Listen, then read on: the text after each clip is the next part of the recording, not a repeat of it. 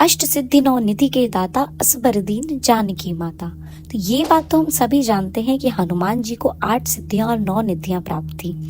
हनुमान चालीसा के अलावा मार्कंडे पुराण और ब्रह्मा वैवर्त पुराण में भी अष्ट सिद्धियों का उल्लेख किया गया है। आइए जानते हैं कौन सी हैं वो अष्ट सिद्धियां। सबसे पहली है अणिमा। अणिमा का अर्थ होता है अपने शरीर को अणु से भी छोटा कर लेना। जब हनुमान जी को समुद्र पार कर लंका में प्रवेश करना था और चारों तरफ राक्षसों का पहरा था, ऐसे में उन्होंने अति सूक्ष्म रूप धारण कर और अणिमा सिद्धि का प्रयोग करके निरीक्षण किया था। दूसरी होती है महिमा। महिमा का अर्थ होता है अपने शरीर को असीमित रूप से बड़ा कर लेना। जब हनुमान जी समुद्र पार करके लंका जा रहे थे, तब बीच रास्ते में सुरसा नामक राक्षसी ने उनका रास्ता रोक लिया। उस समय सुरसा को परास्त करने के लिए हनुमान जी ने स्वयं का रूप विशाल काय कर 100 योजन तक बड़ा कर लिया था, इसी सिद्धि का प्रयोग करके। तीसरी होती है गरिमा। गरिमा का अर्थ है असीमित रूप से भारी हो जाना। गरिमा सिद्धि का उपयोग हनुमान जी ने भीम के समक्ष किया था। चौथी होती है लघिमा।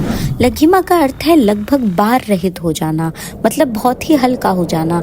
जब हनुमान जी अशोक वाटिका में पहुंचे, तब वे अणिमा और लघिमा सिद्धि के बल पर सूक्ष्म रूप धारण करके अशोक वृक्ष के पत्तों पर बैठ गए थे। पांचवी होती है प्राप्ति। प्राप्ति का अर्थ है सभी स्थानों पर पहुंच जाना, सभी वस्तुओं को प्राप्त कर लेना। इस सिद्धि के बल पर व्यक्ति संसार की किसी भी वस्तु को तुरंत प्राप्त कर लेता है, पशु पक्षियों की भाषा को समझ लेता है, आने वाले समय को देख सकता है। कहते हैं कि रामायण में सिद्धि के उपयोग से हनुमान जी ने माता सीता की खोज करते समय कई पशु पक्षियों से चर्चा करके माता सीता को अशोक वाटिका में खोज लिया था। छठी होती है प्राकाम्य। प्राकाम्य का अर्थ है जो भी इच्छा हो उसे प्राप्त कर लेना। इस सिद्धि के बल पर पृथ्वी की गहराइयों में पाताल तक जाया जा सकता है और आकाश में कितनी ही ऊंचाई पर उड़ा जा सकता है। सातवीं है ईशित्व। ईशित्व का अर्थ है ईश्वर स्वरूप हो जाना। इस सिद्धि की मदद से हनुमान जी को दैवीय शक्तियां प्राप्त हुई हैं। आठवीं है वशित्व। वशित्व का अर्थ है सभी को वश में कर लेने की शक्ति।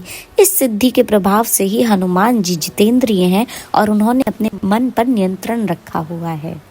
इसी के कारण वे अतुलित बलधामा भी कहे जाते हैं।